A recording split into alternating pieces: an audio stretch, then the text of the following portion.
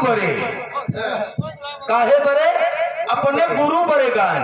लेकिन हमारे प्रयागराज इलाहाबाद के गवैया के मास्टर साहब हारी के बाजा गाड़ी में फिट कर देन। ओ का गा रहे कहीं सैया हो तो है कैसे मनाई।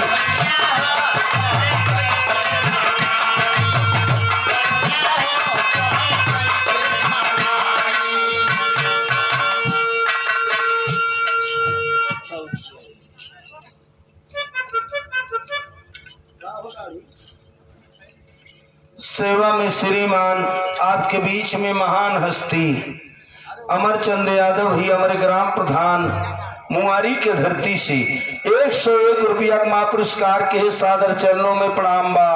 सकल समाज के नमस्ते प्रणाम बा। सब बराती घराती भैया के चरण छू के पहले की प्रणाम बा। लौटा है वो प्रधान जी लौटा वो ही बहा है। हाँ जैसे सेक्रेटरी हिया तो हर जमा रहता वैसे हमारे लगवा जमा रहे। चिंता रचो जिनके क्यों बना तो थरिये में गवा बा। क्या बात है।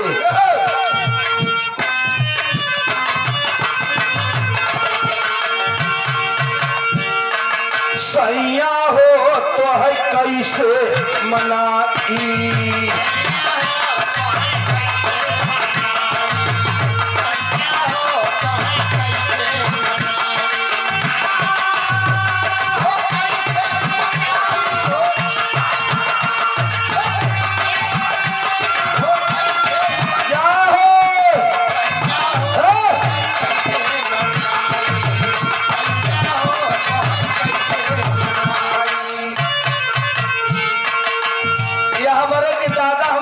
अपने गुरु बड़े कह रहे हैं सतगुरु बड़े कह रहे हैं। लेकिन यहाँ गवैया गायिका दुल्हन दुल्हा पर जोड़ ले। हाँ जितना नगद बात लोग नहीं सोचते उतना नेवरका में भागत है। बीतल जवानी आई गई वृद्धा पनवा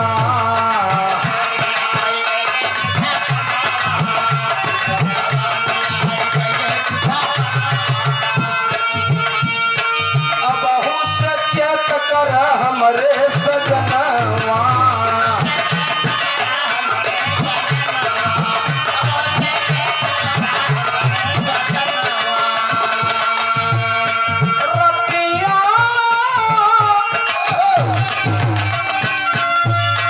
रतिया में हमरे न लागे उहाई। दुल्हा हो तो है कैसे मनाई।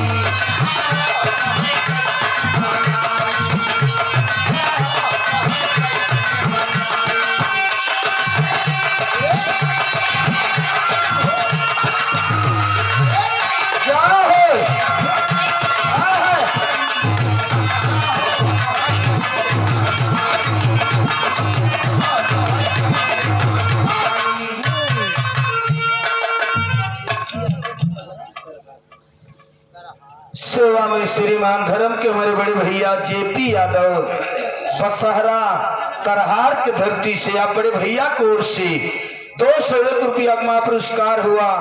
ये दादा का हमारे तर्ज पर मास्टर साहब मालिक सुखी रखे परिवार सुखी रहे।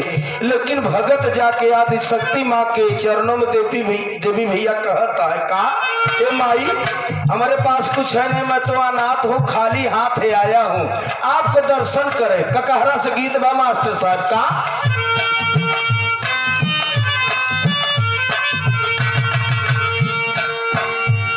प्रयागराज के धरती पर न ककहरा हो तो का होई। कैदा हो हम पे कृपा भवानी।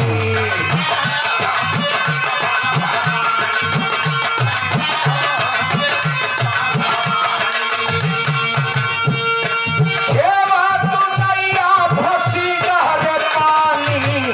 कैदा हो हम पे कृपा भवानी।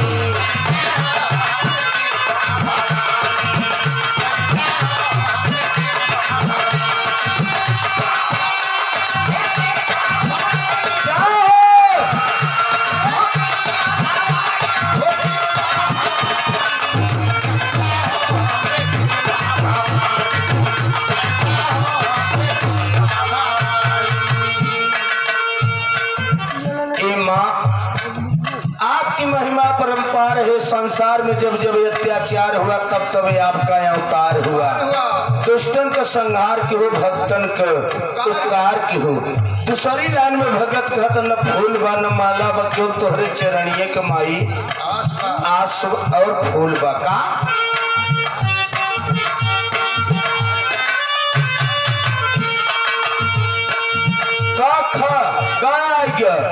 गहिरे नदिया समझ नहीं आवे,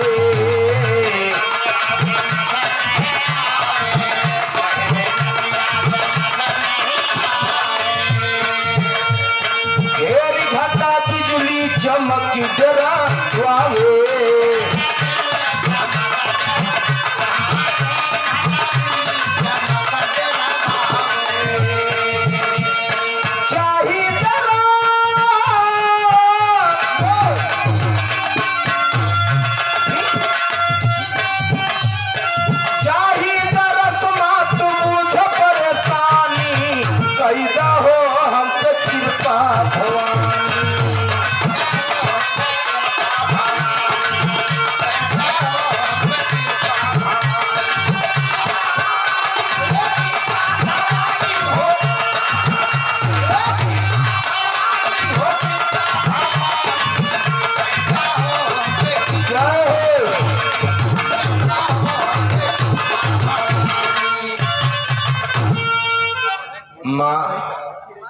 इस संसार है ये मालिक बगिया है, जो भी इस धरती पर आया कोई आपके बिना पार नहीं हुआ, इसलिए कि आपकी महिमा परंपार है। भगत जाके आपके चरणों में अरदास कर रहा है। जो काम दवा से नहीं होता है वो काम दुआ से होता है। कामिल मुर्शिद मिल जाते हैं मास्टर तो बात खुदा से होता है। कुछ न चाहे माई के तोहरे चरण के आस चाहे। अब माई से बड़ा संसार में कोई है नहीं। कभी लिखत है न चौथी लाइन में क ख ग घ अंग छ आई गया।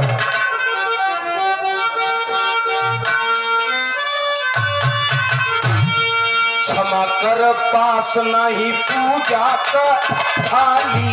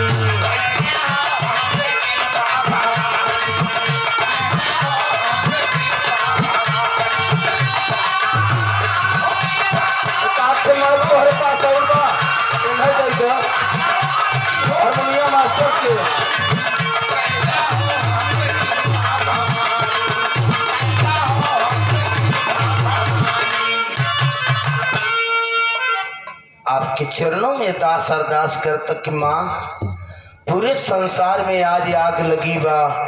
कोई शायर ने कहा था आग लगी आकाश में कट कट गिरत अंगार, संत भगत न होते तो जर जाता संसार। भक्ति में माई भाव हो चाहे, जहाँ भाव वही भजन ब, जहाँ भाव नहीं बहुआ भजन नहीं बह। मार साहब पचई लाइन में भगत कहता कि माई कुछ बा नहीं क्यों तोहरे चरण का आशीर्वाद ले आई का।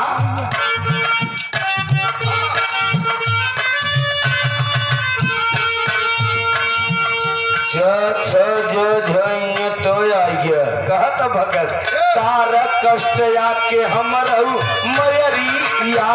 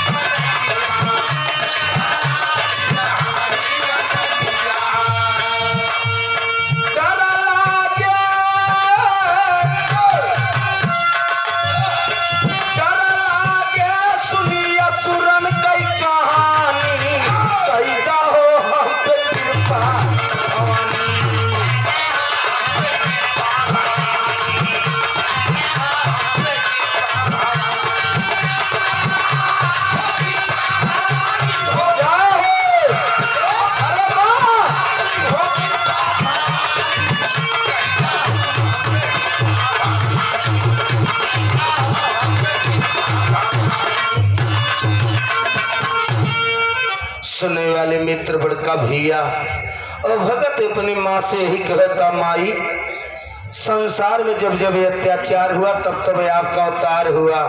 ये धरती वीरन से खाली नहीं बा। भगत के आस कहाँ होते जहाँ परमात्मा मिले थे। आस नहीं होते तो विश्वास भगत कभो नहीं कह सकत। आखिरी लाइन गुरु घराने के परिचय मास्टर साहब वंदना के तर्ज बदल के लाला। डॉक्टर संजीव यादव सेवा में श्रीमान डॉक्टर संजीव यादव बड़े भैया को ओर से डॉक्टर साहब को ओर से 51 रुपया का पुरस्कार हुआ। आपके सादर चरणों में प्रणाम बा। सकल समाज के नमस्ते प्रणाम बा। सब बराती खराती भैया के चरण छू के पहले की प्रणाम बा।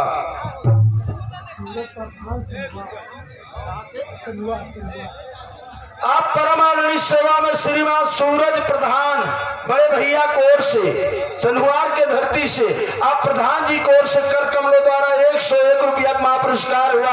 प्रधान जी भैया के सादर चरणों में प्रणाम बा। सब बराती भैया के नमस्ते प्रणाम बा। दास का कहा नाम बा मुन्ना कहना बा है जी।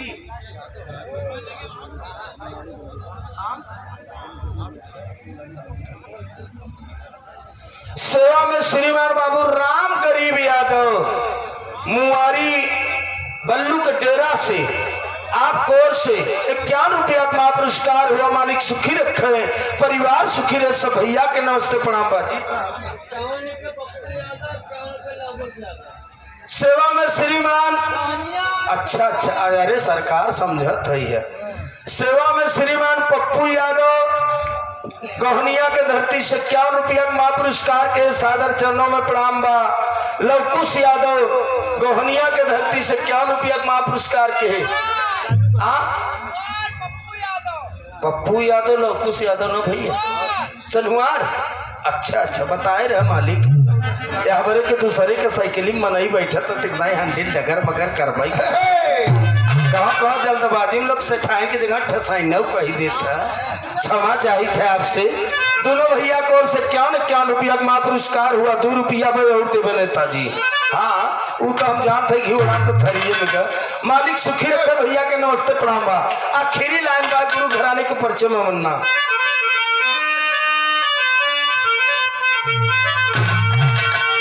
हाय नया नवा में राम बस गए लागी बार बार हम बाबा के चरणवा। नया नवा में राम बस गए।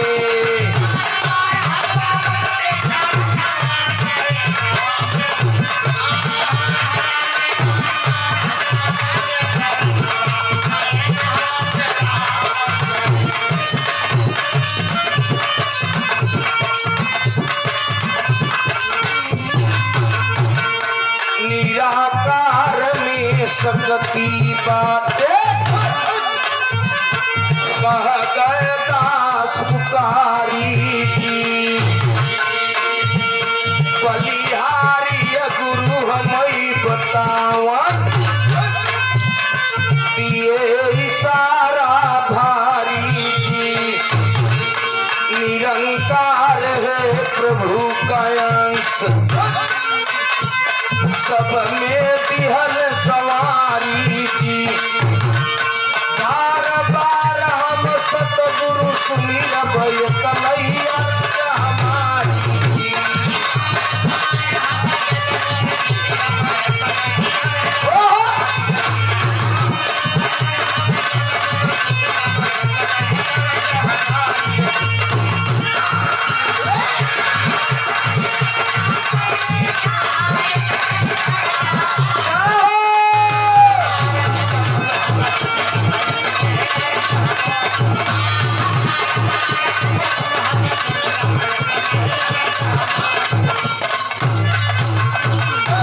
निरंकार का कोई भेद नहीं है। निरंकार का मतलब जो आकार को साकार में ढाल दिया वही निराकार है। गोस्वामी तुलसीदास ने लिखा कि है नियरे सूझत नहीं दीर्घ दीर्घ ऐसे जिन तुलसी संसार के हुआ मोतिया।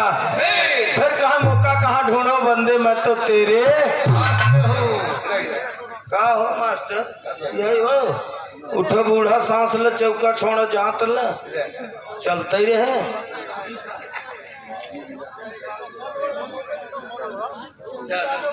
सेवा में श्रीमान भावी आप जिला पंचायत सदस्य के रूप में हमारे छोटे भाई उभर रहे हैं शेरा यादव जसरा के धरती से 101 रुपया महापुरस्कार किए। मालिक सुखी रखे, परिवार सुखी रहे। हम सब भैया से हाथ जोड़ के निवेदन भी बा, हमारा बिरादरी नंबर 1 पर तो चलता ही पे जाना था। एक हमार गाना वायरल हो गया 70 पंडित 30 फकीर सबसे उत्तम एक ही। कजनी कितना लोग हमका बुराई में गारी ओरी दे लागे, कहा तो बड़ा पंडितन के बुराई करता। हम कहा पंडित माने ज्ञान हो चाहे। तू कौन जाती है? कहा हम तो मिसिर है। हम कहा मिसिर है तो नबुआ नीमक चाटत रहे और अपन काम करत रहे। ब्राह्मण का मतलब होता है ब्रह्म का जानकारी हो चाहे। आप ब्राह्मण नहीं हो। यही मेरे गोस्वामी तुलसीदास ने लिखा कि पोथी पढ़ पढ़ जगमुआ पंडित भयान अढ़ाई अक्षर पढ़े से पंडित।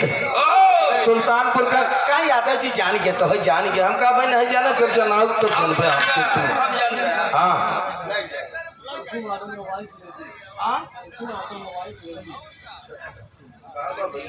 महेंद्र सिंह यादव। सेवा में श्रीमान कुसुम ऑटोमोबाइल्स वाले का नाम और बता। ए भैया महेंद्र प्रोपाइटर आप महेंद्र यादव बड़े भैया कोर्ट से 301 रुपया का महापुरस्कार हुआ। सादर चरणों में प्रणाम। सब भैयन के नमस्कार। जेकर पैसा ले लेबे दोबारा बिना पैसा का नाम बोलवाई ले या भरे कि पैसा लोग देत नाम भरे जी साहब। सेवा में श्रीमान बाबू राम बहादुर यादव बसवार के धरती से 51 रुपया का महापुरस्कार के है। बाबूजी के प्रणाम से भैयन के नमस्कार बा। सादर चरणों में नमस्ते प्रणाम भाई। कहना भाई मुन्ना खेल आएंगा।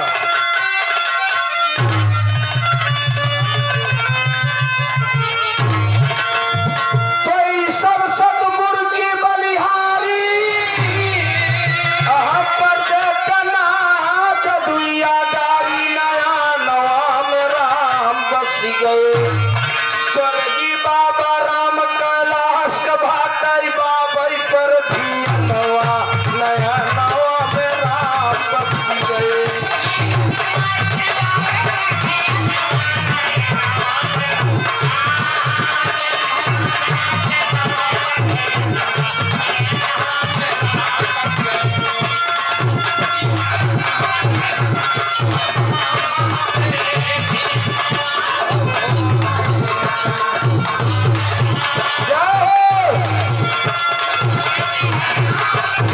Oh!